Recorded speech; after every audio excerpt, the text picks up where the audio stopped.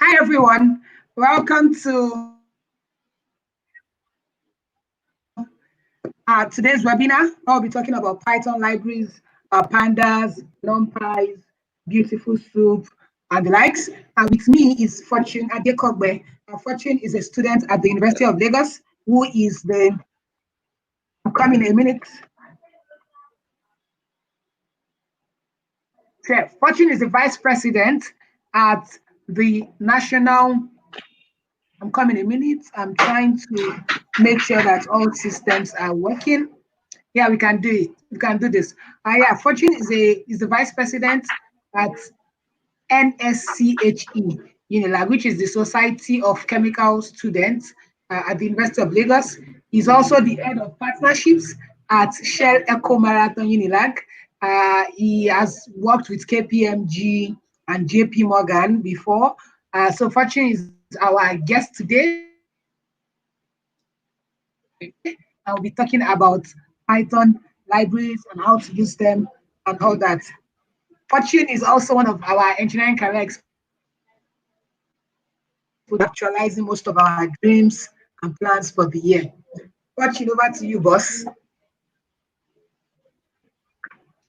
All right. Thank you, Sadiq. Good day, everyone. It's nice to be here. Nice to share the beauty of Python with everyone. So, without wasting much of our time, let's dive into it. We'll be going over some relevant Python libraries. Yes, we know a few years back, the maker of Python made it an open source project, and because of this, a lot of people have been able to contribute to the ability to contribute to the language with different packages, and this has made the community of Python very strong. This is one of the main reasons why Python is one of the foremost languages for data science and machine learning, with libraries like TensorFlow and scikit-learn and PyTorch, things that help us move away from low level learning to high level learning. So we don't have to know all the YDX that is going on in the background of a neural network, but once we enter the code, it works for us. Now, we'll start with the OS model.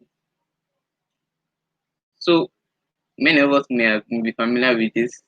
This model helps us interact with the operating system. It's an inbuilt model. Inbuilt models are models that you don't have to install. It's like they come as soon as you open your Python interpreter. So to access the module, you import OS as you see on the screen. Then you ask why use this? Well, the OS module in Python, like I said, gives us functions for interacting with the operating system.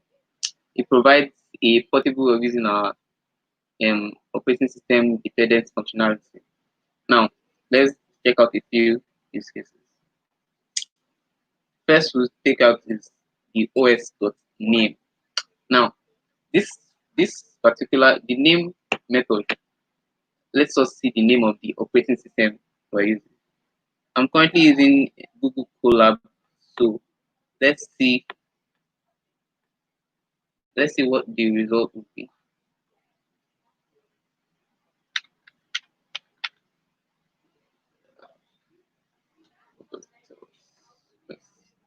First, of course, you have to import it. So import OS from yes. So you see, it tells me that this is the name of the operating system I'm using. Then the next one is file and directory manipulation. See, a lot of times we have to play with files and directories. You may need to extract all the Python or .ipynb files from a directory and use them for something instead of having to manually open your file storage and go through it looking for the ones that are Python. You just do it from your Python IDE. So one here is to get your current directory. Now, you want to start manipulating files, but let's say you don't know the name of the directory that you are currently in. Yeah, the OS module has you covered. So once you use os.get current directory, that's CWD, current working directory, it will show you the current working directory. This content directory is showing because I'm using Collab, so it's basically connected to my drive. So it just shows it under general content. Then the next here is the rename function. Now, to rename a file, let's say you have Python files in a directory .py with different names and you want it ordered. Yeah, there are options you can use, but this is one of the best. So once you call os.rename on a particular file, note that you have to add the extension. So if your file was main, then you have to write it as main dot extension, say main.py. So as soon as you can do that, yeah, call the name of the file and what you want to name it as. The name of the file could be the source, destination is the new name, then it will rename the file. If let's say you didn't, let's say you don't know the, or rather, let's say you're not, the file you want to rename is not in the directory that you are currently in. That's the directory that your notebook is or your Python file is. These same parameters could be path, not not just the file name now. So they could be the entire path from your C column slash everything from that point to where the file currently is. Yeah. So it allows you to manipulate any file on your system no matter where it is, as long as you can get the path. Then there's the os.remove. That's basically to delete the file. Yeah. So you just remove it from the path. Again, it could either be the name of the file or the path, depending on whether you are in the directory or not. Then there's the os.list directory. So this one will list out all the files in directory in that given path. Yeah. Now this path it has a default value of none. Yeah. It has a default value of none because even if you don't put anything there, it's going to list the file. But what file will it list? Now when there is no parameter, os.list directory will just list the files in the directory that you are in currently. Okay, but if you specify a path, then it will list the files in that other directory. Then there's the make directory. So the way files are just your Python script, your Python notebook here, and then the directory is like the folder. So if you wanted to make a directory, the os.make directory creates a directory. Yeah, so it also takes in either the path or the name of the file.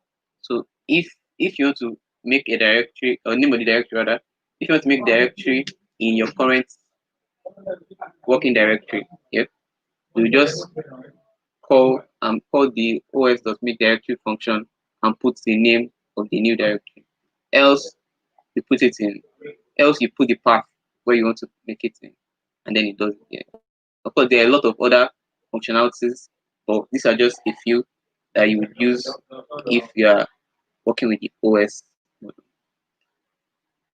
Moving on, we have the collections module. Now, collections in Python generally, collections are like your data types, like the list, tuples, dictionary sets. Yeah, so they are different. They have different characteristics, and of course, we know that they have a lot of drawbacks. Yeah, as regards some computations.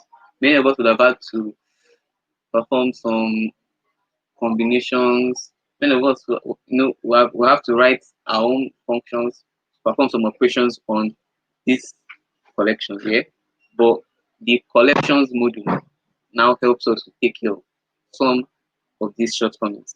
So, like the OS module is also inbuilt. So to access it, all you have to do is import collections. So let's check out some of the methods. First one we see is okay. The first line there, I just imported all the libraries. Note that you don't usually advise to import all, just import the one you need. Yeah, but for this case, I allow myself. So the first we look at is the name tuple. This is actually a very important function because other Python libraries and modules use it. So the name tuple returns a tuple with a named entry. What does that mean? Now you see A. A is where I create the named tuple. Yeah. So I have courses name tech. So what it means is courses is like the name of the named tuple. Yeah. Then the remaining arguments are the names um of each element in the tuple you want to name. So you can call A your um header of some sort. You can call A your header and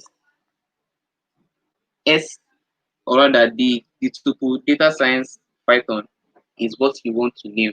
So when you after creating this your quote unquote header, you now call or you now put the argument data science and Python.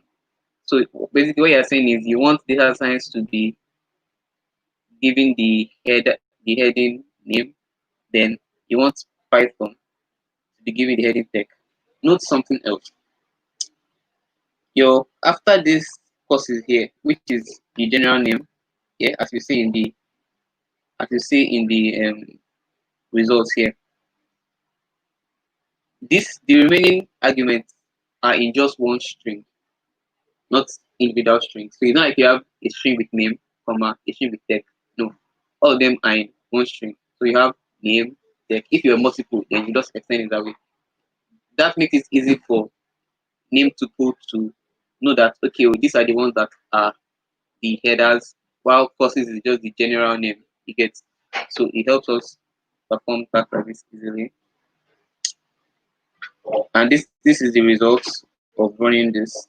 So you could extend this and you could also increase the elements in this tuple and it returns your name tuple. It's called name tuple because it gives the elements in your tuple names. Kind of the way dictionaries have key and value. Next I'll take is the chain map. So there's usually this um issue in Python with dictionaries where you want to combine two dictionaries, yeah, and there's the okay, many some of us may know. Let me type. There's this. I just typed here the last line.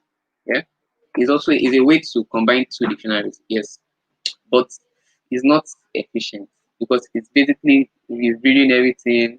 So you need to go through everything in A, go through everything in B. You get the idea of this collections library is to provide more efficient ways of doing things essentially. So you see library one, yeah, Udemy, Python as our values and one and two as the keys. Library two, something like that. Three, data science, four, machine learning as our key and value pairs. Yeah. When we call the function chain map on it, it's going to combine the two, not literally, yeah, but in a sense. So when it combines the two, it won't make them one dictionary, but it just makes them linked. When I say C equals chain map, it means I'm assuming that the two dictionaries here, like all their elements are given to C. So meaning that anything I would have done on them individually, I can do it on C. So this is what C will return.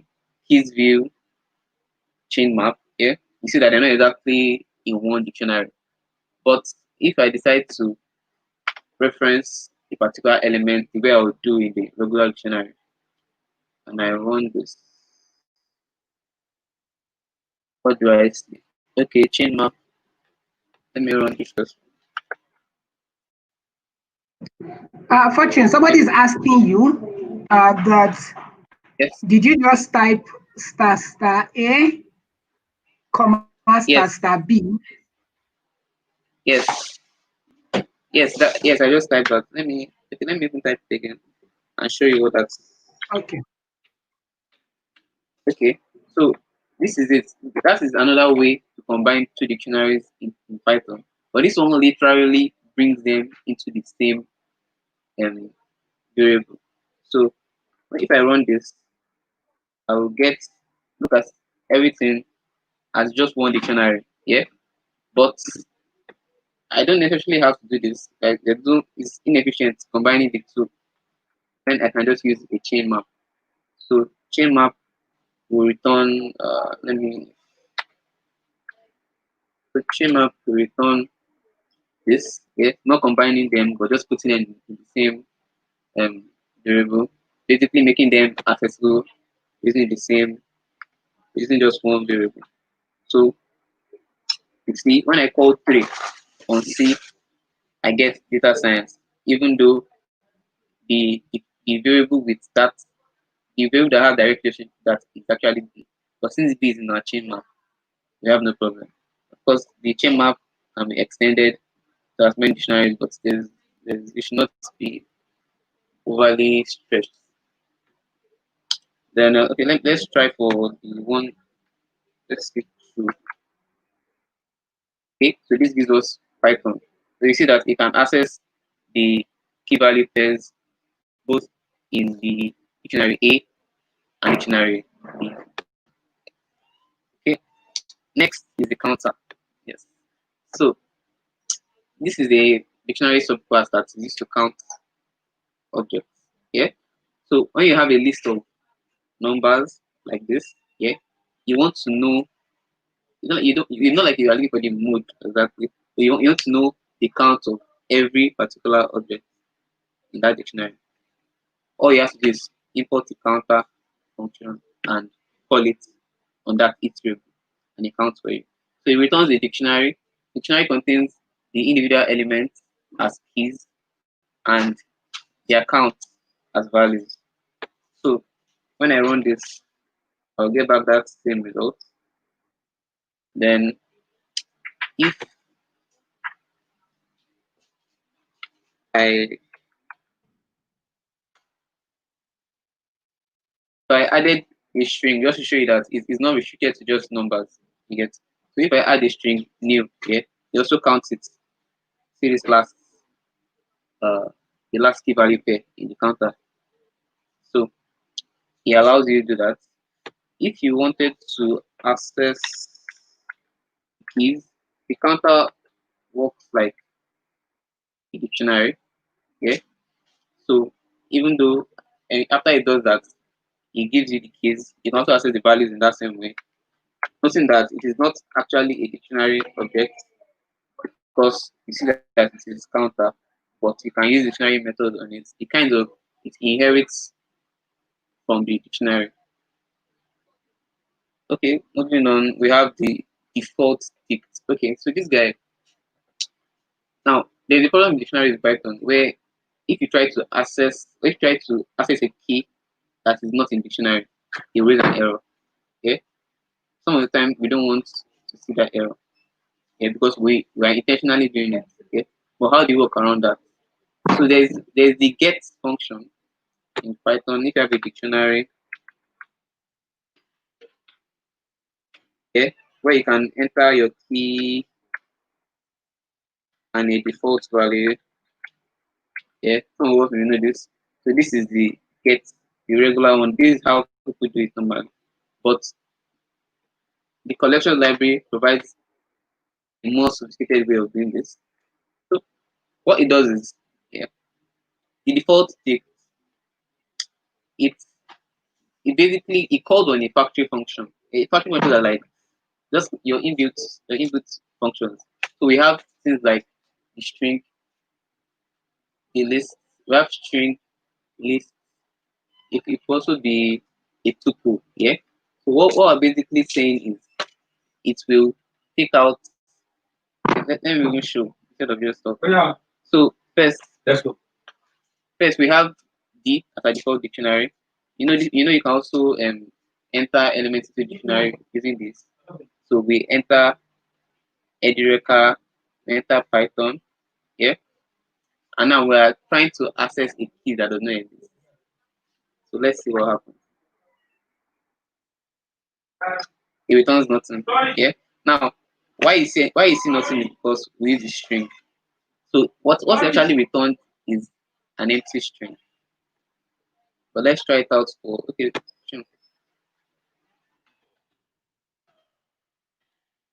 See if you show us. Okay, so now you can see it's the empty string. Yeah. So it returns an empty string. So basically what we told is that every value in this dictionary is meant to be a string. That's what we told it. And we're like, okay, if you now see a if you try to, if you get an access or if you get a key that is not inside the dictionary and just return an empty string instead of returning key error or something. Now we could change this to, but why not? I mean, we could change this to list. Yeah. Note that even though we are saying everybody should be a list, it does not mean that we cannot enter other data objects. So let's run this. We see an empty list. Yeah. So it's not restricted like that. You could put tuple here and none of the actual values will be a tuple. So that just shows us the type that the default value is given. You get okay. Moving on, we move on to the sys module, that's SYS. Now this module provides access to some variables used by the interpreter and basically it interacts with the Python interpreter. If if you if you open your terminal, yeah, you might recognize particular line of there's this line of code that there's this string that gets printed every time. Yeah. You may wonder how what generates it. So it is the sys module that takes care of that. Now let's see some of the interesting features. Okay, of course, like the others we've taken or we've looked at, it is inbuilt. So to get it, all you have to do is import sys. Then let's look at some function. Okay, one other thing, when you have any function, especially if it's inbuilt, you can get information about how to use them by just calling the help function on them. It will provide a very long list. I won't show you right now, but look at it. So it is a wrapper around help that provides helpful messages. Yeah. So it shows you all the arguments you can take and everything. Instead of having to go online to get the information, you can just use it. Okay. So coming back here, the first one here is sys.float info. Yeah. Now this is a named tuple. I put that in quotes because we just covered that. Remember me telling you that uh, other modules use it. So this is one of the cases. So it holds information about the float type. Yeah. First one is the maximum float possible. So many of us may not know, but there's an upper limit, but there's an upper limit floats to the floats we can have in Python. Yeah. So that's 1 point all this times 10 power of 308. That's the 308 exponent of this. Yeah. That's the maximum float possible. Then there's let me make the comment so you can see this. There's the float info dot dig. That gives us the maximum decimal places and maximum decimal digits that we can get from the maximum number of decimal digits that can be represented in Python. Yeah, in floats. So meaning that if it's something like okay, like the example I picked here was pi 22/7. I didn't take the exact value, but 22/7. So I don't want us to see how it breaks it at the maximum point. Now let's see. Okay, before I come to this dig, let's see the value here. This is sys.float info max, maximum representable positive float. So we should return 15 to 15 it is having. Now we're trying to quote and unquote test to be sure that okay, it actually will be 15 when we try it out. That's why I picked this 22/7. Of course, it is a float shape, so I had to cast it to become a string. Maybe I should even show the developmental process. So it started like this. Yeah, this was the answer. But instead of counting manually, I decided to convert this to a string. Yeah,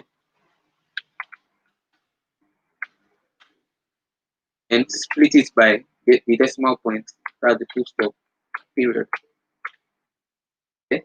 After I do that, I want the latter part. So I just take one. Sorry.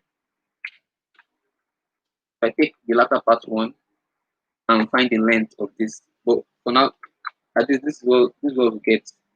Just the decimal part. Yeah. When I take the length of that, I get 15. So it's just a way to confirm that that's actually what happens. Of course, if it's something like 5/2, that will just give us 2.5. So there's no need to get to 15. But in cases like in recurring decimal places, yeah, or decimal places like this, it breaks it at that point 15. Also, this helps us, we can visualize and set the recursion limits. Yeah. So if you've ever written a recursive function, you would know that maybe at the start when you're just learning, you're getting this recursion, maximum recursion depth reach, and it breaks. So that's the recursion error. Yeah. And usually they will show you 999 if you're using your regular Python IDE. Python may not show you. So you'll be wondering, what if what if I actually need to get past 999 iterations? Yeah. Is Python saying I cannot?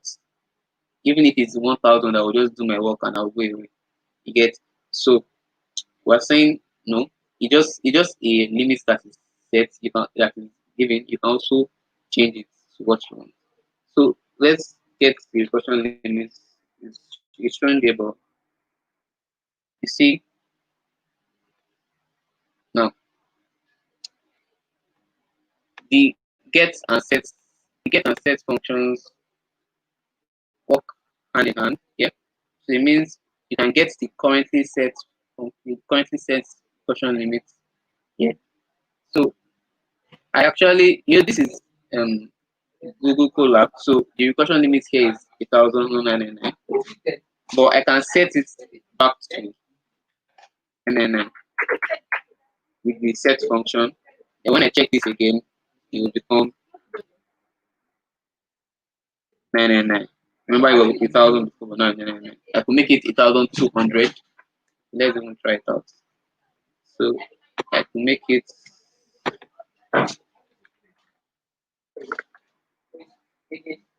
1,200. Then when I show with the get function, choose me 1,200. Okay. But of course, once I close this, it's going to reverse back to the default.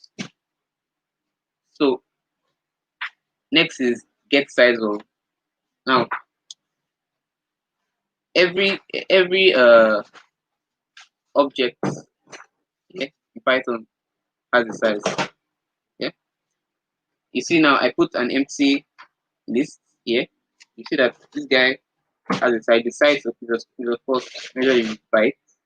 So you are telling me that an empty list has a size of 4 bytes. Yeah. If I add some, okay, I add some elements, the size will of course increase.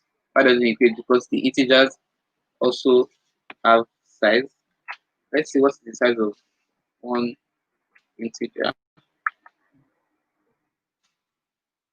2 is 28. What will be the size of 10? 10, 28, 999. So you can just play around with this to get the size of different variables. When it's 999, this becomes 72. You get, so it's basically the size of this plus the size of this. Yeah, a tuple also have its own size, probably similar to that. It's even smaller. So tuples have the size of 48 bytes. let's say an empty string. 53. You see, so with this you can get the size of different objects. You get a different variable. Sorry.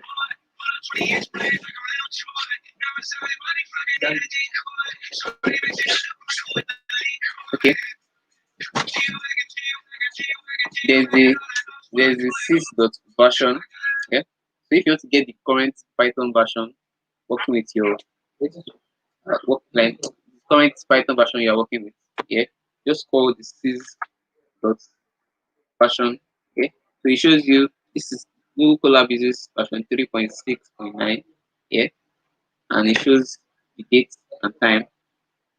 So those are the additional information on the build and the compiler. Okay.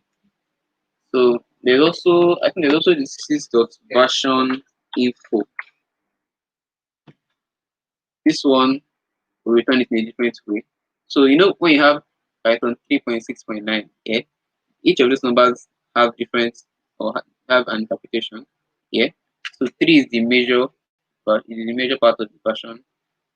Minor is 6, and the micro part is 9. That's why I see 369 here. And of course, there is the release level, that's the final release, and share was 0. Okay. Now discovered the OS module collections and the statistics module. Move on to the statistics module. And this module is basically it helps us perform our regular mathematical statistics. Yeah, it works mostly with real value data, that's numeric data, unless it's explicitly stated. So any function that can work with other data will be uh, will have it explicitly stated that okay, well, I can work with nominal data, that's text. Okay, so you see here that it method supports int, float, decimal, and fraction. Decimal and fractions are methods under the inbuilt libraries, or they are inbuilt methods in Python. Yes, so Python has the decimal and the fraction method. So you see here how I import the decimal as D and the fraction as F, and see how I import all the functions I will deal with today: mean, median, grouped median, mode, standard deviation, and variance. So first one, mean. The mean returns the sample arithmetic mean of the data. Yeah. So I decided to use the decimal function, or the decimal function. So that's why you see this. So this is how the decimal function takes in its own variable. We have D into a string, which is a decimal. You just say, why don't we use the float? Okay. That's why it's not exactly major. It's not exactly major. So it is a side function. Next is okay. Let's run this. Let's run this to see what gets outputted. Okay. So it will also return the decimal object. That's the mean of this given data. Next is the median. The median function returns the middle value of a numeric data. Yeah. Median it takes in a list. Yeah, and returns the median value. Now you remember that in our arithmetic or in our elementary statistics, when you have even number of uh, elements, you are meant to take the two at the middle and calculate their average. So this also does that.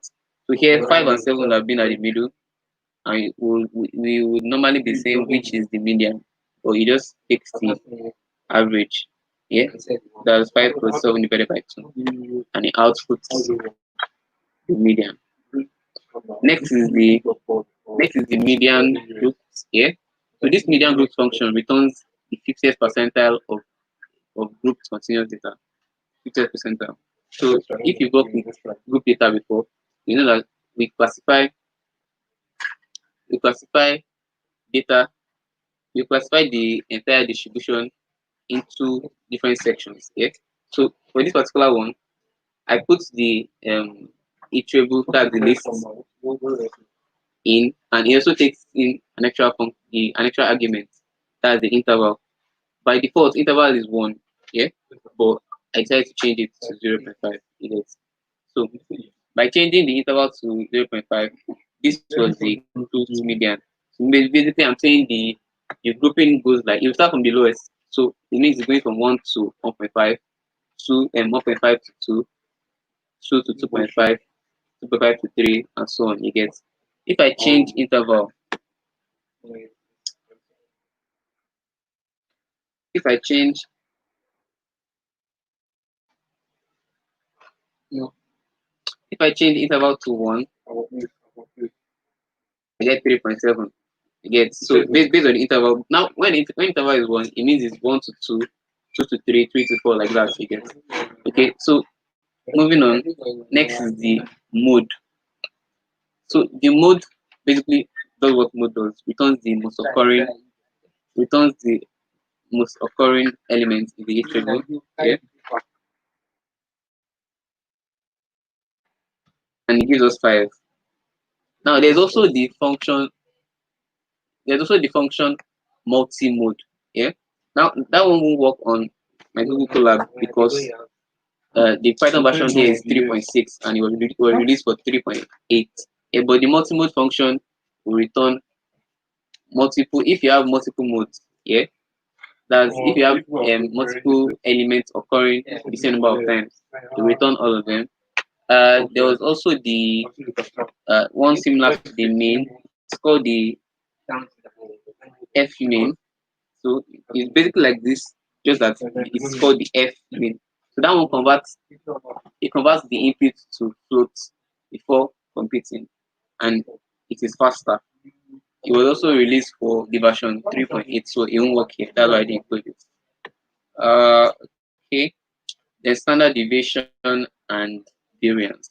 So this work the same way your regular standard deviation work, returns the square root of the sample variance. So it takes in an iterable, a list as you can see here, and it returns the standard deviation. Same thing, variance, it returns, it takes in data and returns the variance. Okay, basically the same way we do in our regular statistics.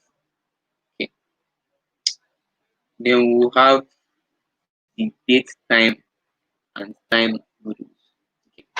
So these modules are for manipulating time and date. Normally, time and date are not uh, time and date are not objects in Python, but this module helps us treat time and date as objects, and they have a lot of beautiful uses.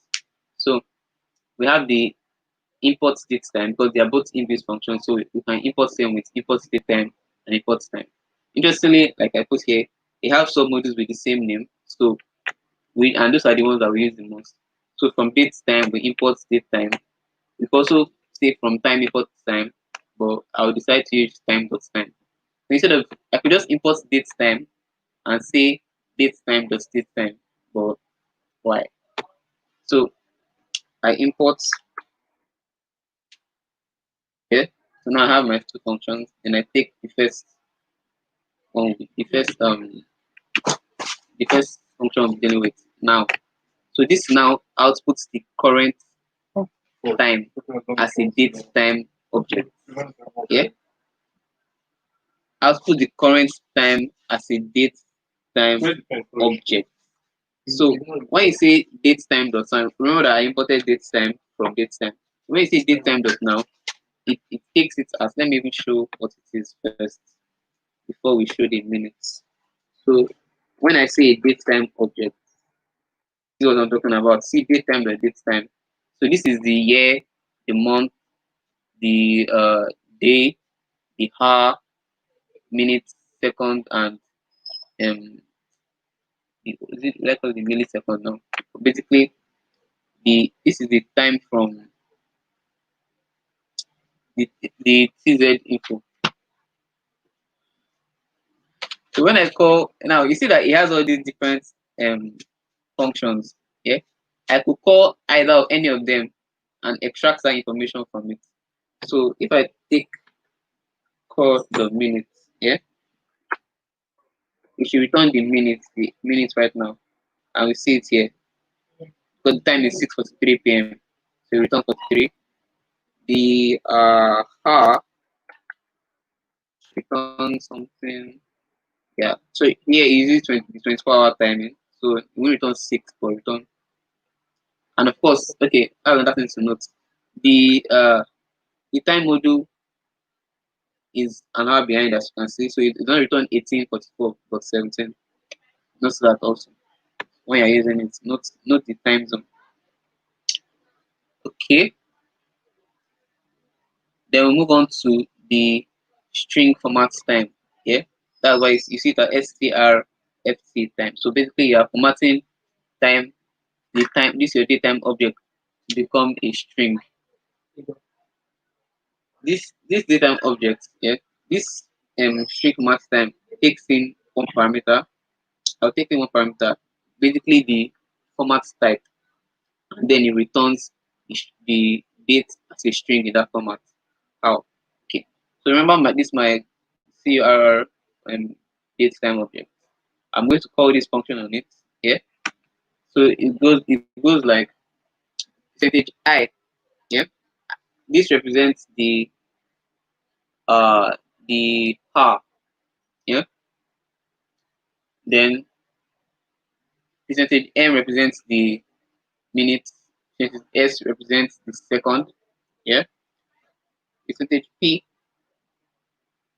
represents whether it is AM or PM. You get. So every string, every part of this string represents a particular date time object. Percentage A represents the day of the week. Yeah. Percentage B represents month. The next D represents day, and of course Y year. Okay. Now, since we know that this date time object takes in, or rather has this, it converts this, it converts the date you give it, or the date into a parameter, into it divides into parameters rather. Yeah. Why not try inputting those parameters ourselves? So instead of like this data I'm on now, yeah, since I can't use this to get the time of say the time last last week Thursday, yeah, you only work for the present time. So what you want to enter a time from sometime in the past. I know the year 2020. I know the month June. Yeah, I know the date. That's the second. So this takes the 2nd of July. Then the hour is uh 12 and the minute is 30. So that's the information I'm giving it. Then I'm telling it, okay, tell me time or make it a date time. Okay. And it does that for me. Good. Now, if I decide to call the string format time on it, this is what it gives me. Yeah. Note that since I didn't include the second, he assumed it to be 0. So what if I don't assume, if I don't include a minute?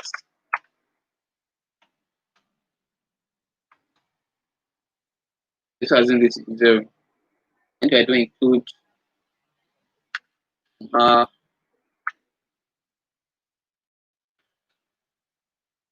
it as 12, yeah. But remember that before we were dealing with PM. So technically 12 a.m. is 0 because it is the time at 00. You get. So you just what I wanted to note here is the way it changed from PM to AM when there's no power field. These remaining three parameters, year, month, and day, are compulsory. Yeah, functions in Python have the optional arguments and the arguments that must be as compulsory arguments. So these three are the compulsory. If you're ever going to try to do this, you must include these three. The others, you can leave them. It will just give you this default 12 a.m. value for them. But the year, month, and day are compulsory. So enough of this time. Let's look at time on its own. Yeah. So the time library, they have some similarities here. So they have points where either of them can be used. But here, let's see some uses of time. So time now, this time.gmt. Okay, before I even go to time.gmt time, let me show you the function there. Says time.time. So before I show you gmt time, let's run this. So time.time, yeah, returns the time in seconds from the epoch. Now, the epoch is just the start time, essentially. That's all it is, the start time. Now, what is the start time? In this case, the start time is I think 2010. So I think we can check that with GMT time, which is why I put it there.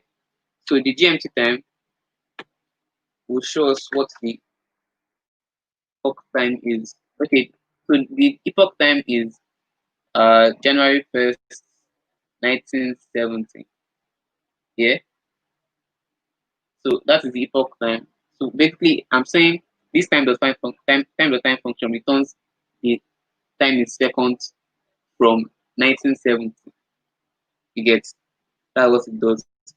Now, going back to this GMT time um, function, if I don't put that zero there anymore, shows me it shows me the current time. Yeah. So when I say time, when I put zero, it means I'm telling it to tell me the epoch time. Else, I'm telling it to give me the current time. You get. So it shows me, of course, as like the other one, like the date time is also an hour behind time zone that is using rather. Then we move on to time zone. So we say time zone using. What time zone is it using? So we see TZ name function. Now this function returns two strings. The first one is the name of the local non-DSC time, that's daily saving time. Yeah. And the second is the name of the local DSC time. So local non-DSC, local DSC. Of course, if you're working in the if there are cases where, or as you see here around this, the local non-DSC time and local DSC time are the same, meaning that I've not changed anything. So there's no need to print out the two. I can just slice out the first one if I need it. Now there's also the time.cz set. So this one sets the time zone. Yeah. So I know time zone. I know my time zone UTC. Yeah. What if I don't like my time zone? What's it? Okay. So I have to use two things. Now remember the OS function. So the OS function has the environment function or attribute. So the environment method helps us change the time zone. So this environment method has a lot of it's like a named tuple. Remember the named tuple that we're talking about. So it has a lot of sub uh, hash tables, that is dictionaries. One of them contains TZ, that's the time zone. So we can set that time zone guy to Egypt. Yeah, meaning I'm saying that I want to use the time that they use in Egypt. Maybe I like them or something. So it sets my time to the time zone in Egypt. Of course, with just the first line and the second line, it won't work. I have to include both. Yeah. So this does like the first one is a temporary fix, then the second one makes it permanent. Yeah. So now I have set my time to Egypt. How sure am I that it actually works? Yeah. I just go back to my CZ name function, and then it shows me the Egyptian time. Yeah. So it means I've changed it. Of course, I'm not a fan of changing my time zone. So I go back to UTC, and that does it. Take me back to my UTC. Good and fine. Moving on. Time dot process time. So this time the process time function, it essentially returns the value fractional second of the sum of the system and user CPU time. Yeah. So it returns the sum of the system time and the user CPU time of the current process. So how it works is there's an initial time. there's an initial call of the function and there's the final call of the function. It's going to tell you a value when you have called the function twice or more. Okay? My point is this the first time the process time function you see there, or the first time the process time call you see there is like to initiate it. Yeah. Then remember the main function from statistics, the statistics module. I call the main function on range 100. Then after that happens, I call the process time function again. I want to see what exactly happens. You get so we should know the time it took for this. Of course, if you're using a Jupyter notebook, you don't need to go through this stress because you can always use the time it function. But there are some projects you would be doing that, or you might want to do it with other um, IDs that won't allow you this privilege, yeah, or that privilege rather. So you might have to use the inbuilt functions. Of course, there are others, but this is just one of them. Now we move on to using pip. So everything we're dealing with, they've all been inbuilt, yeah. Now, what are the or how do we install our own functions? Our own, you get how do we install our functions? So we use pip. Pip is the standard package management system used to install and manage software packages in Python, but it is not inbuilt itself. And then we'll ask, I want to use this guide to install, but I don't have it. So what am I doing exactly? Yeah, no worry. We install this with the Python interpreter. So we use um on Windows. Okay, I didn't include the installation for Linux, but on Windows it is Python dash m pip install upip. Yeah. So basically, I'm saying I want to install pip with the Python interpreter. Yeah. So now that I've installed pip uh, on Windows, that is, we can or how do we use it to install that package? Yeah. So it's quite easy actually. We just use the pip dot install function. Yeah. So we say pip install package name.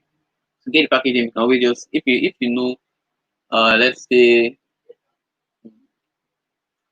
something will face in the future now. Okay, let's say Beautifulsoup. Yeah, you want to know how you install it. Just search the Beautifulsoup, open the Python file the PI, and you will see the name of the package. And you can just put it here in this package name. Of course, it's going to take the entire space. It's not like you have to put it in this brace. No, you just need to replace everything there. Now, there are some cases where maybe you install pip wrongly, yeah, and you've not added it to your path, your system path. So you mean you're not able to use it from some terminals. Fair enough. You can always use the Python with it. So remember the Python interpreter that we use to uh, install pip itself. So it can also guide us since it's installed pip. It knows where you can just say it knows where pip is. So it directs you to where the pip is, and you can use it to install anything you want to install. You get. But if you had this problem and you try pip install, it will tell you pip is not recognized. You get. Some of us may have fixed that. Okay. So and sometimes you may be running maybe a virtual environment, or you just want to know packages you have, or maybe you're not using a sophisticated ID like PyCharm. How do you know what it is for? The pip list. So just in your terminal, just run pip list, and it lists all the packages that have been installed by pip. Yeah. And let's say you see this list now, and you're like, I don't like this package anymore. Like I've not used it in a while. And you want to remove it. How do you remove it? Pip uninstall. Yeah.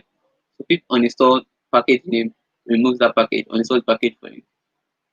Then if you were to update a package, you will take it as you are installing it again. So it's basically you are installing it over the current version. So what people do is it will when you see that there's already an existing version, yeah, whether you are installing an older one or not, you will take it, you uninstall the one that was in your system, then install this one.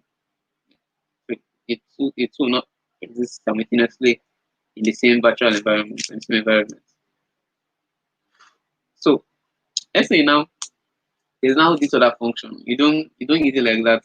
You are not sure whether there's this other library. You don't use it like that, but you're not sure of whether you need it or not. Yeah, there's the pip.show to tell you what it's about, so you know whether it's actually useful to you. Of course, if it's not useful, the uninstall is always there for you. Then, okay. Lastly, let's say you still see your on your pip list. There are some packages and maybe you have enough data and you want to update, but you don't know which is outdated and you can't be trying everything one by one. Just running pip list outdated gives you the list of all the outdated functions, yeah, and their current version. Yes. So it just tells you everything like that. So now that we know what pip is and how it works, let's see some of the libraries that we use it with or we use it for. So there's the request.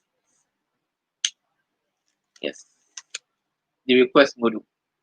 So they say the request module is an elegant and simple HTTP library for Python built for humans. Yeah. So it allows us to interact with the HTTP, uh, the markup language. Yeah. It is used alongside libraries like Beautifulsoup or Scrapey to scrape information from the web. To install requests, pip install requests, like we said before.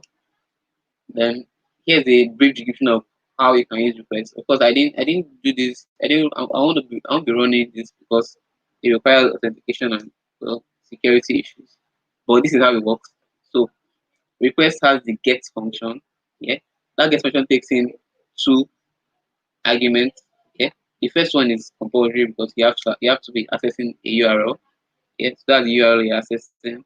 Then the second one, it depends on whether you need secure access to gain um you need secure information to gain access into that URL.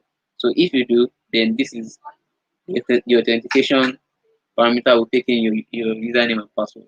You get, because after running the first line, how would you know that it actually works? That's what the status code is for. So if you type out the status code and it returns 200, it means you're fine.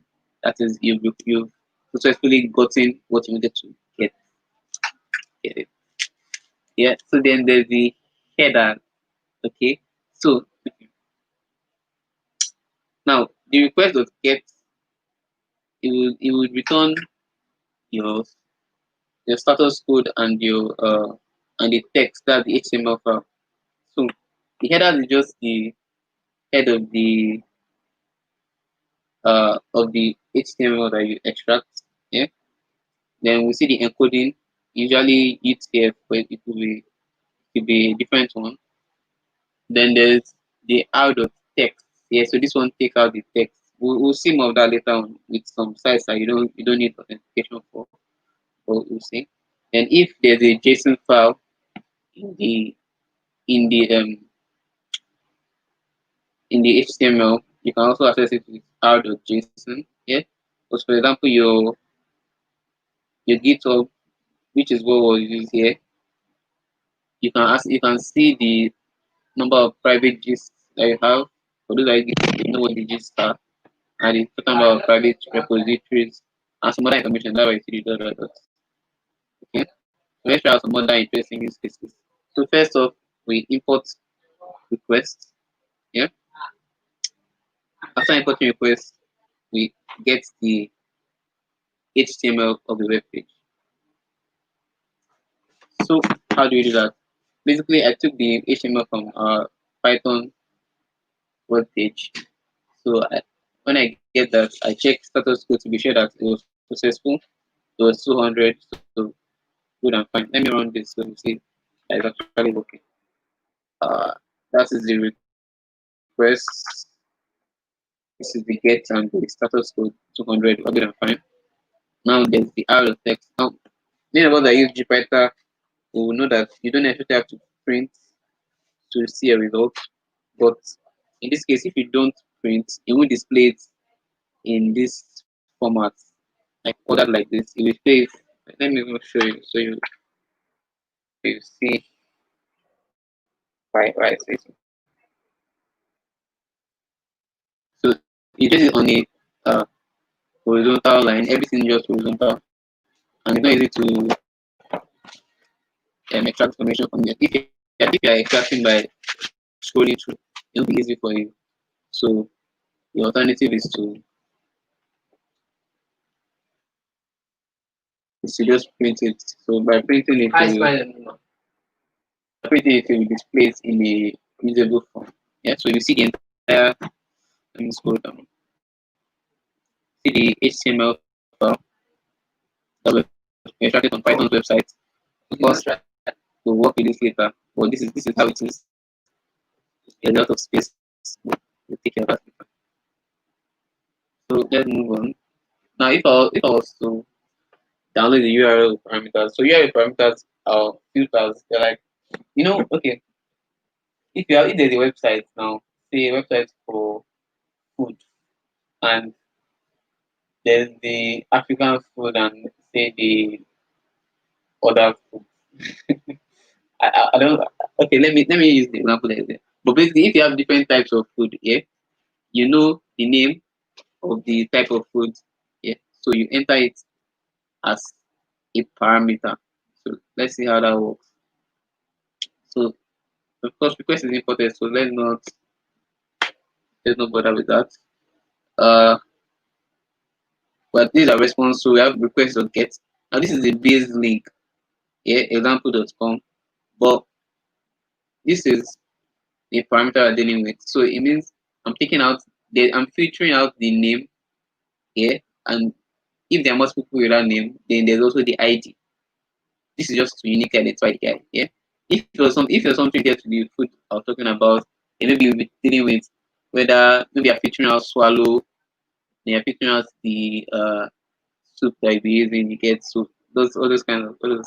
So you just include that in this your params, and this parameter is a dictionary. Yeah. So when you do this, yeah, and you check out response to URL, it shows you the entire URL, the way it is in this place. Yeah, the way you see it on your uh on your browser, what do you call this, on your URL tab on your browser. The way you see it there is how it will show it. So you use for in cases where you have to change. Let's say you want to scrape from multiple sites. You want to, let's say not just Daniel's information you need now, and you need some other people, but you don't want to have to be splitting. This you can take in the URL as a string, yeah, but you don't want to be splitting the string and performing your operation, then change one element and splitting and joining strings. You get why? So instead of doing that, you can just use a simple loop and be looping through the different names or different IDs. You get using the same format. So it's just a way to not stress yourself. And when you print that, you see the URL.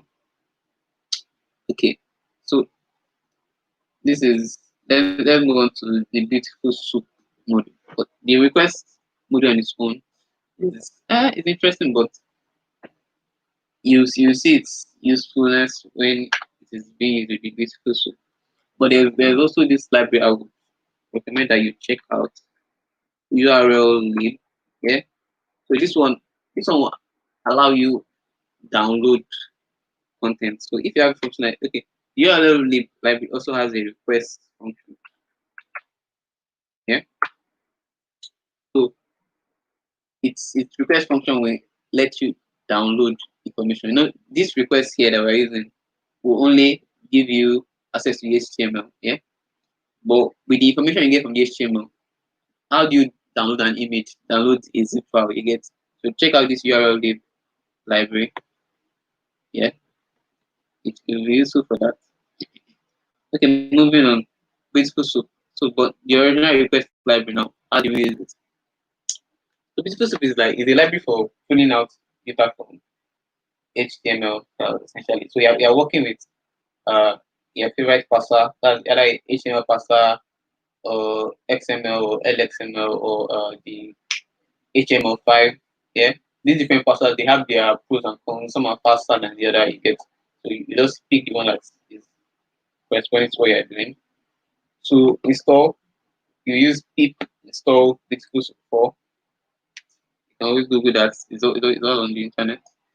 Now, how do we use it? Remember that we installed Beautifulsoup 4, but when you're accessing it, you check it out like BS4, not Beautifulsoup 4. You get, it's just that way. So you don't have to type from Beautifulsoup 4 import Beautifulsoup. You get, so you just type from BS4 import Beautifulsoup. You could also say import Beautifulsoup as BS. It's your choice. You get, but I like Beautifulsoup, so let's work with that. I'm facing library. So we imported Beautifulsoup now. So we want to cook the soup import. Now the Beautifulsoup function takes in okay, the least argument you can take in is 1, yeah, and that's the markup, yeah, that's the markup text, the markup string. So it could be HTML, it could be uh XML, but all you have to do is indicate it here. Now, what is r.text? Remember from requests, this guy that we return here, request or get, we already got the HTML from the file as R, remember, and here we said the text part can be gotten with r.text. So that's what I'm missing here. So when I say r.text, it means I'm taking out the HTML code itself. Okay, where is that? Okay, so r.text, I'm taking out the HTML code itself, and I'm using an HTML parser. Even if I don't include the HTML parser, it's the default, so I won't have a problem. But if I'm using something else and I have to use like LXML, and there are like 5 of them, so you need to know your use case. But usually the most common is the HTML parser, because most websites are done with HTML. They also look for HTML5, your choice actually. So I cook my soup and run this function. Yeah. So I see nothing yet because do I deserve to say anything? I created a variable, so nothing gets returned. The pattern only shows you the results if you're like if you put the variable alone after. But we'll see that in this next one. So the first one look at is specify. You know the way if you're into front end or you've seen front end developers that are doing their HTML, yeah, you see the way they arrange the different blocks, yeah. So specify these specify functions, it formats your HTML file and makes it structured and readable. Now I'm going to show you what happens without specify. That's what I call the soup here. So what does it look like without specify? Look at it. So everything is just like this.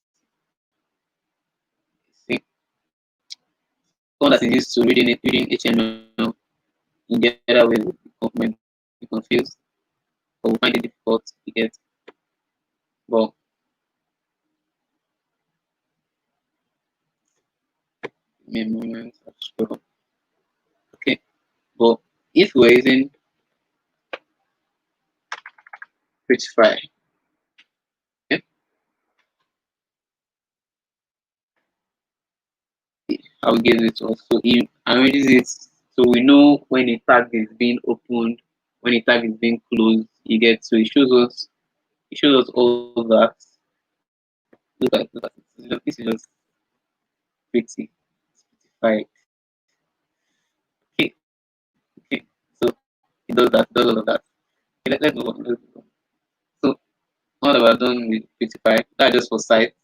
But since it's not like we want to be manually going through the code.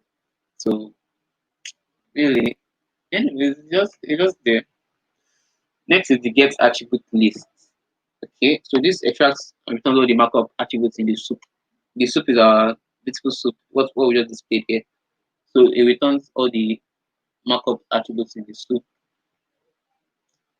So if I run this, get back the same results, because just it shows me every attribute Yeah, just should name it. That's every address. Okay. Next is the get text. So this is where it starts getting interesting.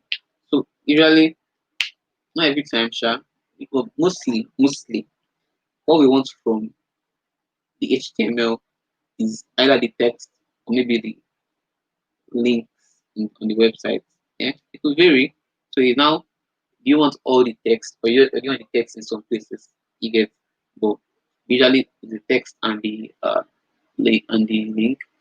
Okay, then in some advanced scripting cases, you want to extract tables, all those things. But for now, let's look at this. Look at this. So to get text, yeah, this function gets all the text in the soup. So first, okay, let me show you why before I do this. I put the replace for a reason. If you've used Beautifulsoup before, you understand why, or you see it now. So when I run get text, it gets all the text, good and fine, but there's a lot of space. Get like why all this space? Because it makes me scroll too long to get to information. So I said, oh, okay, I don't like this. So I will just replace three. The backslash n is new lines. So wherever I see three new lines, I replace it with an empty string. So I'm just collapsing everything. Yeah. And then it makes more sense. It's not the best, but it makes more sense. You get? I basically take that three lines as the default nowadays because that's how it is most of the time.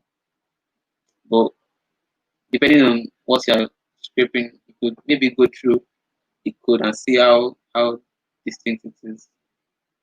Like how much space. But there are easier ways. Of course, I'll show you some of them before we end this. There is a suit of stripped strings. So this guy works basically like this get function, but he strips the string. So what I was doing, where I had to replace and all, here he does this for me. So the suit of strip string is like an iterable. So I'm just iterating through it and printing out everything. You get. So I'm going through string and I'm printing out every line of this. And you see that it makes it's quite condensed. In some cases you may not want it to be condensed as this condensed, but it's not bad. Before I move on, before strip strings, there's also just string. Yeah. So before you strip the string, there's the super string. So let's see what that is. So if you see this, I'm very is a bit familiar to you. Yes, it's basically like get this one is exactly like get text. You have to see all the space. You get all the space between. Yes. So I'm showing you this so you know that it's not just because of the for loop that uh, we don't have all these strings. They are there. Basically, strip string will not include all these empty lines. You get. So it's not just because of our printing it line by line that it's string like that. Shipping actually does work. See, this is easier to scroll through from start to end. It will take as long. Okay, now that's how to get your text from the web page. Yeah. Next is let's see how to find how to find tags or how to get some text content from tags. So to extract all the tags, we use find all. There's the find and there's find all. Find just gets you the first that it sees, but find all gets you everything. I see unless you're sure that there's only one, I don't see the reason for using the find. So that's why you get just the find all. So you can specify the name of the tag and any other attributes you want to extract. You get. So we're still using the same. So here now we're looking for all the div all the div attributes. Yeah. So the first part is, okay, let me show you something. If I decide to just stop it at find all the divs for me, yeah, what does it give me? So quite a lot of information because of almost everything here is in div attributes you get. So it gives me quite a lot of information. Yeah. So now I want to narrow that down. Okay, how scraping works is basically you have to have you have gone to the website itself.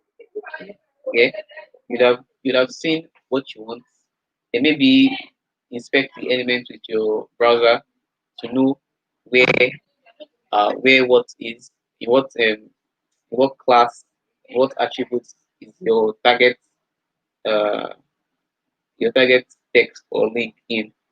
Yeah, so based on that, you now come and use Beautifulsoup. Like, of course, you could decide to use the uh request out of text to view it in your ID, but it's your choice actually. But you still have to see the website itself to know what it actually looks like. Okay? Just to make things easier. Okay, so now I've added an attribute. Now this attribute is taken, it goes in like a dictionary. Yeah. So now I'm saying I don't want all the classes. I don't want all the divs. I want the divs whose classes are copyright. So you see classes copyright. If there were more, if let's say there were 20 divs class and copyright, yeah, and there was another attribute that will make me differentiate it better, I'll put a comma and add another key value pair to the attribute dictionary. Yet when I run this now, it gives me a much smaller result. So it's straight to the point. This is what I want, and this is how I want to take it. So of course, we return this in a list. A list. So there's only one div class with copyrights. Yeah. So that's why just a one element list. But what if I was now okay? So I decided to by observing the results for this first one, you see span, you see the span element and you see the class pre. It occurs quite some time. So I decided to extract that one from it and see what happens. So I think I'll just be sure that it was just in this place, in this particular div that this thing existed, and apparently it is. So, but now you see that it's not just one element in the table. They're like five. You get five different elements, and that's because they're different spans with classes pre. Yeah, but here they're just one div with class copyright. Okay. That's for all the text. And now, if you want to access the links are usually they're usually under um the href attributes. So here I'll describe my all my lines of code for you. Don't worry. The actual thing is first um the links, yeah, the links are usually in the href attribute, and that's not usually in the a block. So that's why you see soup does find all a. So it means I've taken all the a. But let me okay, I'll show why. Let me add. So should dot find all. For you to know why I actually did that. So when I say should find all a, I found out that all the a's, not all a's are uh not all a's are links. Yes, not all hrefs are links, and all I want are the links. So I'm like, what's this shit? I said that some of them start with some other, but I know that for it to be a link, it has to start with HTTP. Okay, so that's what informed my decision, and then I decided to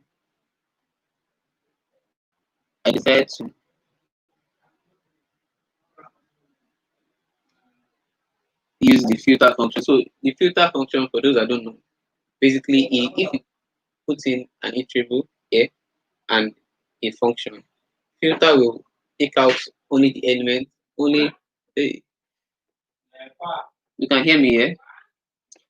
So filter takes out only elements with that uh filter takes out only elements that return true to your function. So your function usually is one that will return a boolean, yeah, a boolean value.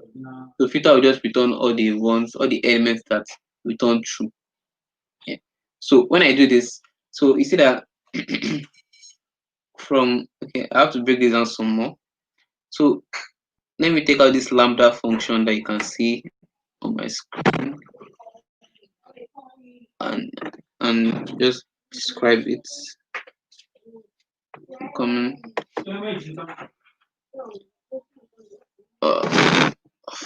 okay, let me just highlight it for you to see it. So this lambda function, yeah, what it does is it's I get the when I find a, now the individual a blocks are not, they are not just, you know, like you give me the entire a block. That's my point. So you give me the entire a block. So how do I get my specific href? It is as easy as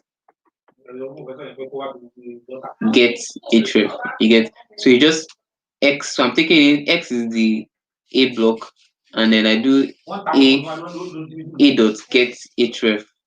Now I don't want everything in it. I don't want to check that the first four elements are HTTP.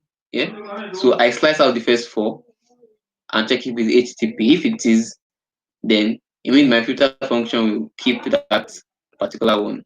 Else, it won't. Remember, I said that the find all returns a list of all the results that match. It's kind of, you know, the way your regular expression works. Yeah, that's kind of how it works. So it identifies all the uh all the tags, or all the, or every part of the HTML, that's the markup that matches that query.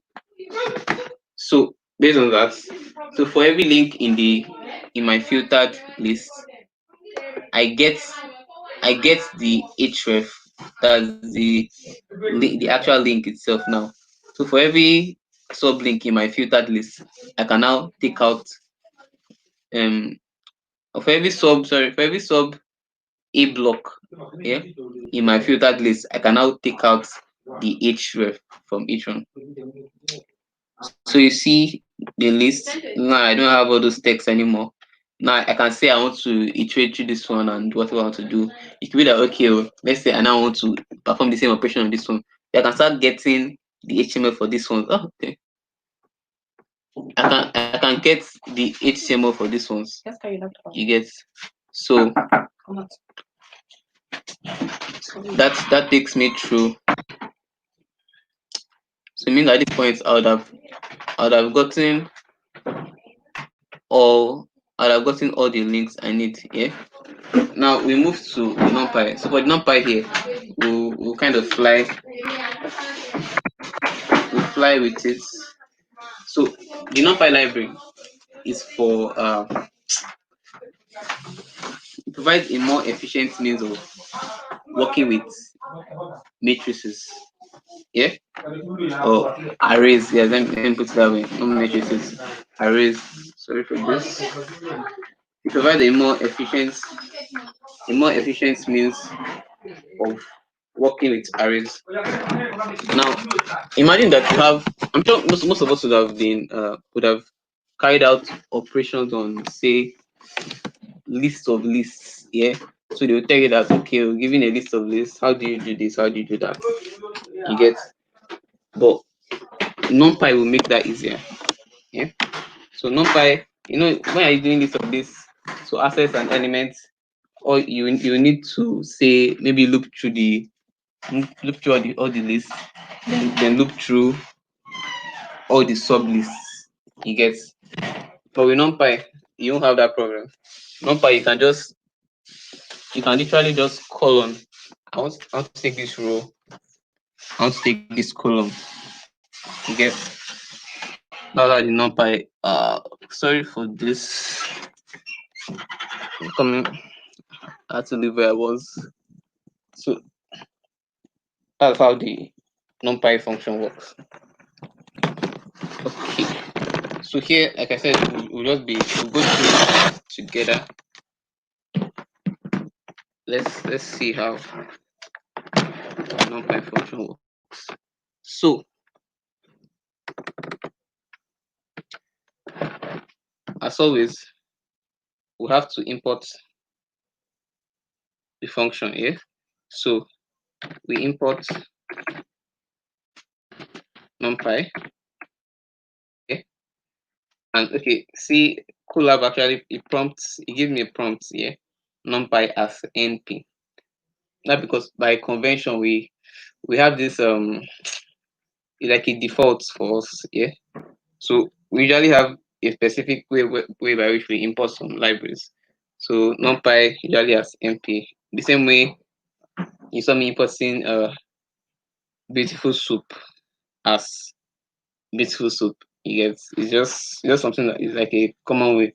So that when you are giving your code to say if another programmer is reading your work, they won't have to scroll up, see how you imported your numpy.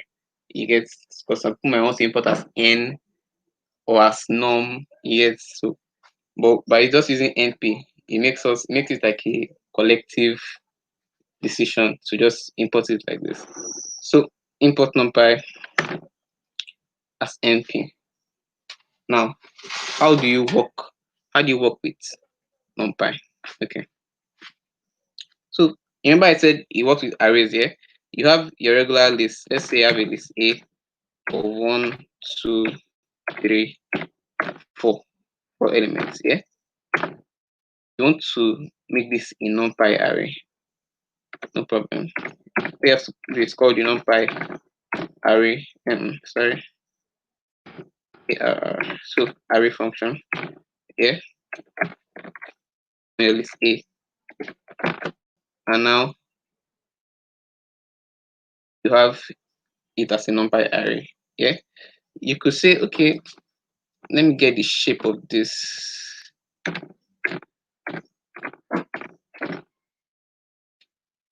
Let's see. It's 4. So numpy the shape. Okay, let me start listening that way. So what we first did was we made A into an array. Yeah. I'm going to call this AR. I want to do it in different cells now. So to display this, I have to put AR under as per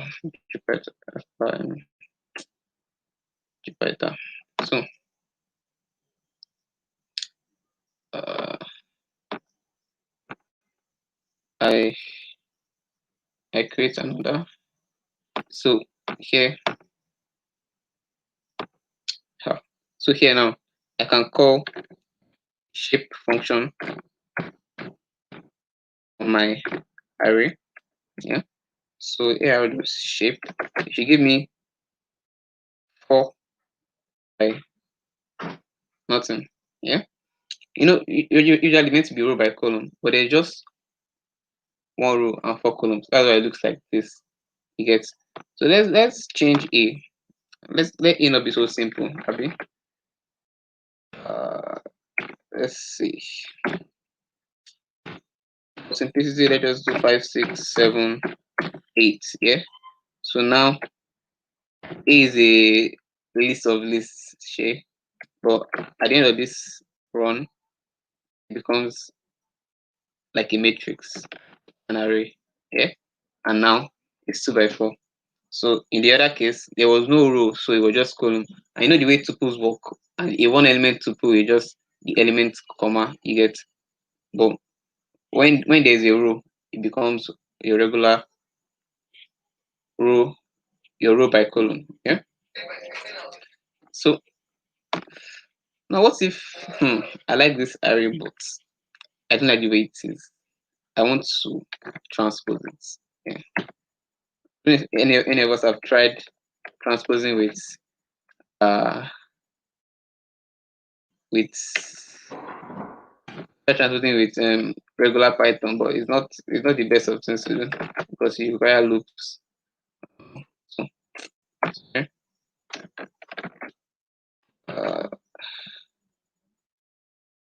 So here's my transpose. So what this just, it provides efficient ways for us to deal with all this list of solution. If you still want this as a list, you could call sorry, I went up. If you still want it as a list, you could call the list, you could cast it back to becoming, let me get back to where I was. Okay, so you could cast this back to a list. Yeah, if it was truly a list I wanted, but now you become your, it gets more stressful than that. You know, since it's a list of lists, it was first an array of arrays, so I would have to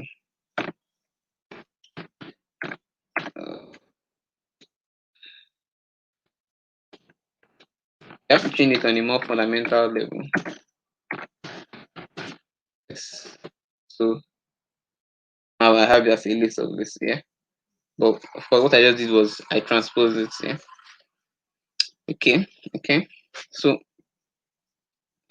Numpy is wilder than that. So let's check out some more functions. Now, what is our array is AR? Hmm?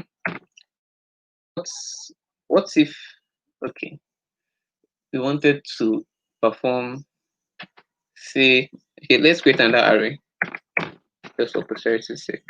So F, it is a text block, pardon me.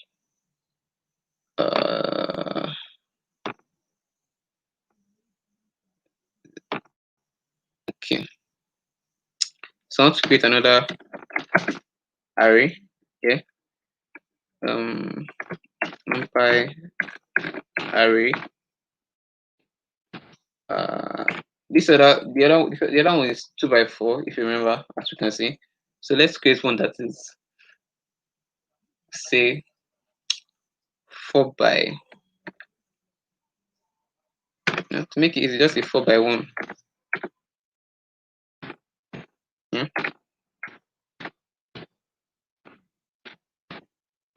Yeah, so something simple, 4 by 1.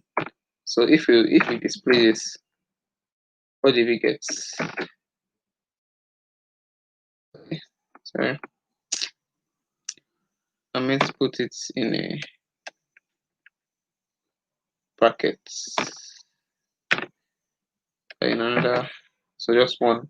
Yes, so it means now I have a 4 by 1 here.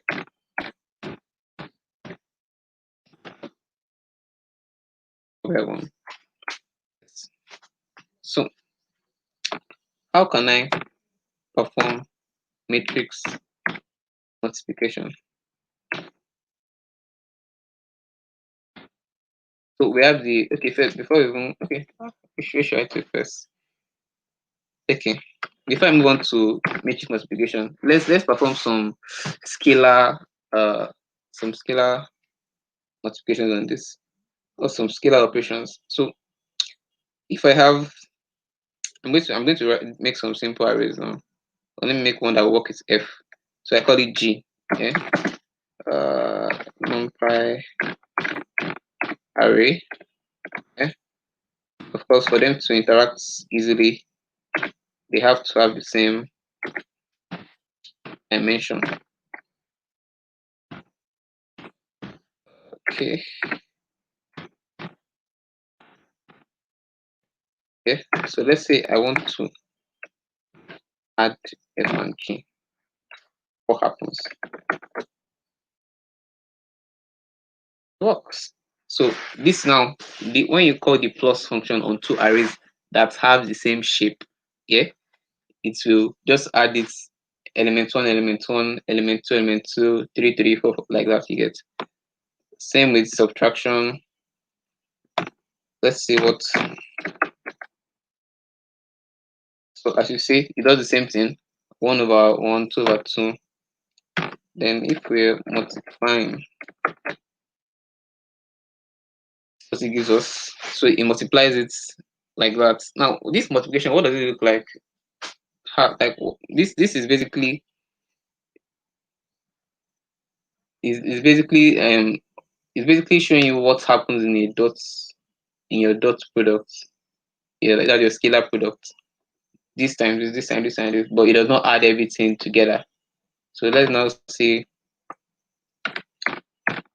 the numpy dots also. As you see, this takes in 2. So since we're using f and g now, what results do we get? Sorry, it must be AR and F rather. AR was the 2 by 4. AR and F. Let's see. Yes. Okay. So sorry. So this NP dots. Yeah. This is not scalar now. So the NP dots. Remember that. Let me scroll up. Remember that AR was 2 by 4. Yeah. And F was 4 by 1. So if we multiply the 2 by 4, 4 by 1, remember that stuff in your elementary matrices where they say the row of the column of the first one was equal to the row of the second one. So it means what is left to be the row of the first one will have the shape of the row of the first one and the column of the second one. So that's basically what happens here. So when we multiply AR, that's a 2 by 4, and F, that's a 4 by 1. Yeah, we get a 2 by 1 matrix. You can verify that it's actually a 2 by 1 by checking the shape. Okay. That one, good and fine. Yeah. Okay. So of course you can also do things like matrix multiplication okay, let's see. Let's create a square matrix. Let me create, before we move on to pandas, let's create a square matrix, a square array SQ. Yeah.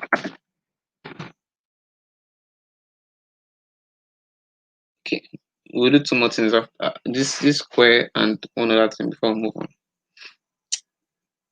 1, 2, 3. So I'm going to make it 3 by 3 because I like 3 by 3s. 4, 5, 6, 7, 8, 9. Yeah.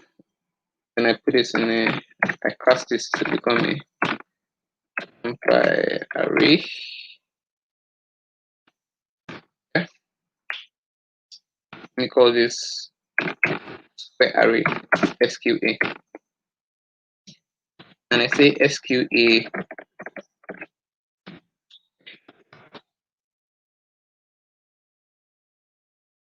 voila.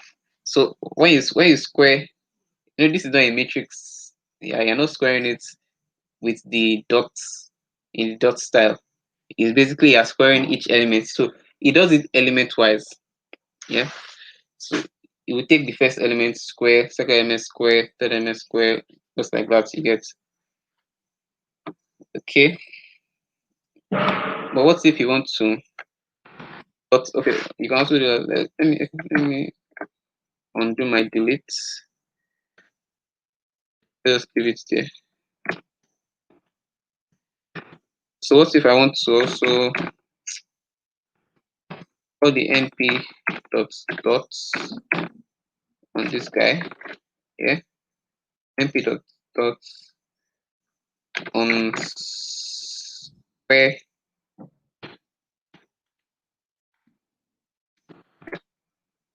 What do I get? Okay. So that this shows you the difference between raising it to the second power element wise and performing the matrix multiplication on it. Of course, this one had no problem because it's 3 by 3 crossing 3 by 3, so no issue. You get. Okay. So after this, Okay, I said we'll take one more thing from it to Pandas. Where's my okay? So what I want to show you is it has to do with linear algorithms and linear problems. So let's say that 2x plus 3y equals. I'm not being random with the variables, so forgive me. 5x plus 6y equals 7. Yeah.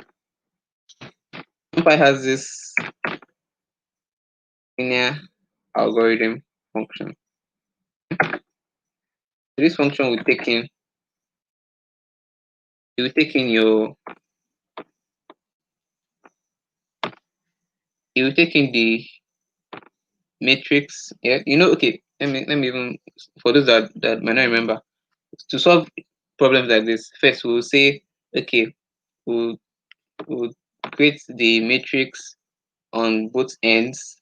Yeah, so create a matrix for the products, create a matrix for the, let me call them weights. They are called weights. When we're dealing with machine learning, but for the coefficients of x and y. Yeah, so with those three matrices, we can now say, okay, to get x and y, we'll invert our we invert. Okay, let me do it progressively. So let's create the matrix MAT. Show us this as numpy array. Yeah. So we have 2, 3. The first two parameters have 5, 6. Yeah.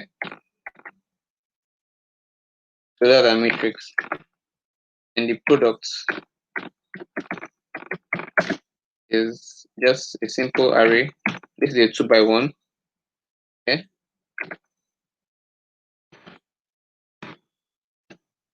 Numpy array, 2 rows. So this is what we have here. Now the NP.lean alg, okay, normally you would want to invert this matrix. How inverting a 3 by 3 matrix is, especially if you're doing it on paper. So invert the matrix, then multiply it with PRO, that's the matrix of the product here. But here you don't have to do that. You can just take in the just take in the 2 arrays and say, okay, sorry, numpy.lean alg dot solve. That was my error. So the numpy.lean alg is a model and so on also. So to actually solve, you need to call the solve function. And voila, it shows me my results. You get? So numpy.lean alg was a module, that was the error. And to actually solve the problem, we need to call the solve function from numpy.lean alg. You get? So by calling the function, we get our results. As with every other library we've dealt with, they have a lot of other uses. You get? So you need to explore. When you explore, you see things like this. You get solve problems with them. Then you see different uses. Use the internet. Use their documentation. That's how you learn to use these guys. So Pandas. Now, Pandas was built on NumPy and SciPy. We didn't cover SciPy because it'll be like a repetition. You get, so we're just going to cover Pandas. Now, this library helps us when we're working with data in the row and column format. So it makes analyzing data, manipulating data easy. Yeah. is a tool that you, if you're doing data science or ML, which is what I guess most of us are doing, it will make our computations very, very easy. It makes exploratory data analysis easy. It makes everything easy. You get. Of course, these same things can be done with Numpy, eh? But you'll be stressed. So it's best to just use this easy path. Let's see. So some functions here, I will show others if need be. So as with everything, pip install pandas is how we install pandas here. Okay, there was something I didn't. Okay, good, I remembered. Before we move on, let me create cell. If you were to install, if you were to use pip with your Jupyter or Colab, yeah, you don't necessarily have to open a terminal. By using this exclamation, yeah, by using that before your pip,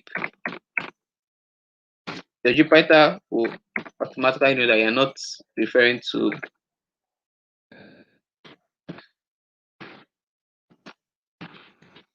Jupyter will know that you're not referring to. You're not just typing your regular lines of code. It's the command you get. So you can also install anything from your Jupyter. Yeah. So I almost forgot that. Let's move back. Okay. So we import pandas as PD. Okay. For the sake of conformity, I'm going to change it to pandas as PD. Like I said, for the numpy, we import pandas as PD so that it's for conformity. Yeah. So that we are all doing the same thing essentially. If I see your code, I'll understand immediately. You get, not that I'll have to say what is PD. You get, just for conformity, and there's nothing. It makes typing easier. So everywhere I see pandas, I'll be changing it to PD. Okay. So creating data. Yes. Yeah, so after pandas, what are we going to look at? Pandas is the last thing, right? No, after pandas is just pillow, and that's the end. It's just what? Pillow. Oh, okay. All right, Yes. cool. Because we're already running into 2 hours, so I'm looking at the time frame. Oh. Okay. I'll be faster. Let's see. All right. So pandas. First, creating a data frame. Data frames are like, especially they give us the visuals. Yeah. You don't want to be seeing your data as just list or list of lists. You get, so this, it puts it in a tabular form, something that you can easily interact with. You can go through, you can scroll, So we have the pandas the data frame. Now, okay. So here now we are creating our data frame from scratch. Yeah. That's why. So we have the data that is a list of lists. Yeah. You're noticing the similarity with NumPy now. So we have the list of lists, and then now we are making it into a data frame. But here, if you just put data without the columns, it won't show these column headers that you see. Yeah. But with the columns, it shows them. It shows you that these are digits. These are digits in words, and these are the Roman versions. Yeah. So I said for, let me see. I will make this. So error. Okay, I've not run this guy. Okay. See here. Then if for the dictionary we had the same idea, but now we don't have to put columns. It will take the key as the column. Yeah. The column header rather. The column header. Now, aside creating yours, which will be very stressful for a lot of data, you could just use CSV files. So CSV files are comma separated files, usually comma separated files. There are some files that are not separated by comma, but they will be separated by something. That thing is called a delimiter. Yeah. And this pandas, or let me change it to PD. So this pd.read CSV, the read CSV allows you to read a CSV file into a data frame directly, straight up. So you see, look at, you can see here. Where is delimiter? I can't look for it here, but there's an extra function. So, but the default delimiter is a comma, which is what CSV usually is. So there's no problem. But if you have a CSV file that is not separated by comma, and you try this, you will not like what you see. So always go look. You can look into the file and try it out, or try it out. And if it doesn't work, look into the file. Just make sure that you're importing it the right way. So this California housing data is something that is default with Schoolab. So I don't have to like look for the CSV file. To check out the first 5 rows, I can call dataset dot head. Yeah. So this shows me the first 5 by default, but I can change this to 10 if I want to. Nobody is restricting me. You get. But the longer, if I make it too much, it will just start showing me dot dot dot. You get, which is what happens when you just try data sets. So it will show you first 5 dot dot dots, last 5. But sometimes I do this just to see the number of rows and columns without having to do shape. So what is okay? Before I move on, let's revert this. Okay, let's run this again so that we have data set dot tail. Tail just gives us the last 5. So the same logic as the first one. Okay, so before I jump into pill, we've not really, but let me just look at it. 2 more functions in pandas and show us what they do. Okay, so before I fly, this our data frame. There's a data frame. Now there's no use seeing all this data without understanding how like the distribution you get. So I'm going to show us 2 functions before we move on. Data frame dot describe and data frame dot info. Now data frame dot describe show us okay this data okay this is called data sets, not frame, because the other one was data frame. So data set dot describe. Let me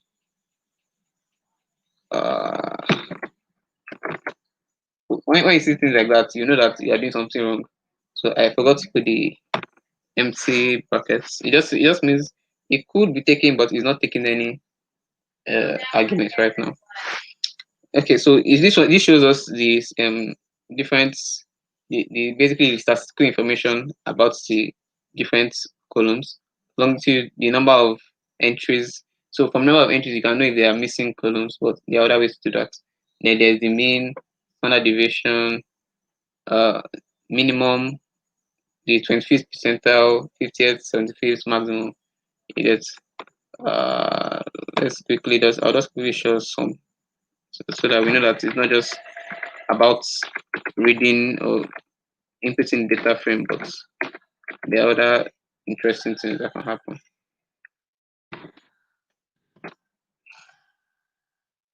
Yes.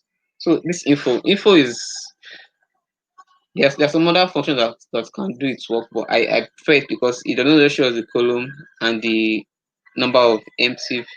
It shows us the column. Let me just tell you what it shows us. It shows us the column, as you can see. It shows us the number of not null columns and shows us the data types.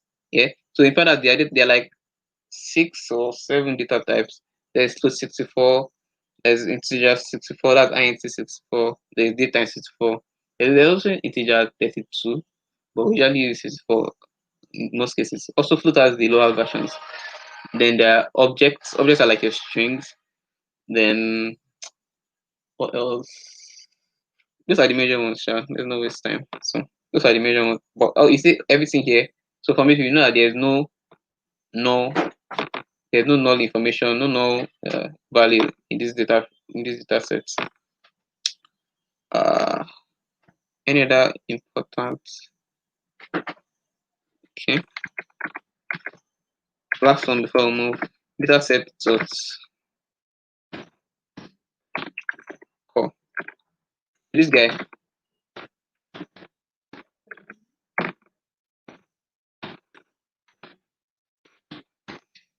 So this guy, it shows us the correlation. Yeah. All the different shows us how all the different how all the different features and the label itself, how they relate with each other. You get on the target itself. So you see everything here. It shows us, the Pearson rank correlation is on a scale of 0 to 1. So when longitudes and longitudes meet, you see that it's 1. So on this diagonal here, they are all 1. You get, but in other places it can vary. So you can use this to understand how your data is distributed, like the relationship between the different features in your data. Yes. So move on to, of course, like it was typed here. This is just the tip of the iceberg of what you can do with pandas. Check out the pandas documentation. There are infinite things you can do with this. Okay, I'll just switch around. Now the last library we look at before we round up today, the pillow library. Now pillow is an image manipulation or image is a library for image manipulation. Yeah. So we can open, save, basically working with image. To install, people install pillow, but like the Beautifulsoup library, when you're using it, you don't call pillow, you call pill. Beautifulsoup we call BS4 instead of Beautifulsoup 4. You get, so when you call pill from pill, the libraries, the methods we're using today, image and image filter. So first one is image, the image of open function. Image of open basically reads an image for you. You get, so it just reads image. I put an image I put an image here. Basically, it's an image of me, so no copyright issue. So I put my image here and I'm reading it. So basically, you put the path or the image name into this. Yeah. If I wanted to see the image, so it's quite large, so you need to cover the entire screen. But let's see.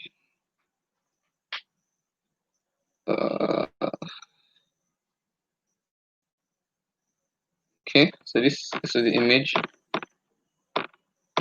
I need to scroll up, so we won't have to scroll back down. But this is the image here. So applying a filter, the image here. Now to filter the image, you could sharpen the image. This image just filter. That image filter we installed, remember it. So we can apply filters to the image. We could sharpen, we could make it blurred, you guys. But here we're just sharpening the image. Yeah. Of course, you need to display it again, sure. The sharpened version. Yeah. Then next is the save. To save, now this is my sharpened image. I've decided to save it into a new file. Yeah. So of course, you might not see a difference because there's no scrollable. There was not a lot of difference in this particular one because the image itself was not particularly blurred. But yeah, that just shows you that it displays the results. Then save. Okay, now to save. So to save the image, you just call the image object dot save. Yeah, you tell it the name and you tell it the format. So we're saving it in JPEG, JPEG, and I save. So if I wanted to save it somewhere else, I'll put a different path. You get, but since it's here, I just run it and it saves. So my sharpened image, you see it's here. Good and fine. So back to this now, because okay, so the way images are like, their images are like arrays. So first images are divided into pixels here, and every pixel is a combination of RGB. It depends on the format, yeah, but for this one is RGB. Yeah. So here now I want to split the image into a different band. That's, I want to take out red, take out blue, take out green, and I use the split function for that. So I could decide to use it as I'll just taking our time, but to see the different parts of the image. Ah, interesting, right? So this is what represents the red. It looks like black and white, doesn't it? I'm tempted to save everything now. What does green look like? That is a very interesting library. Ah, this one is quite, it's a little darker. You see how all of them look separately, and when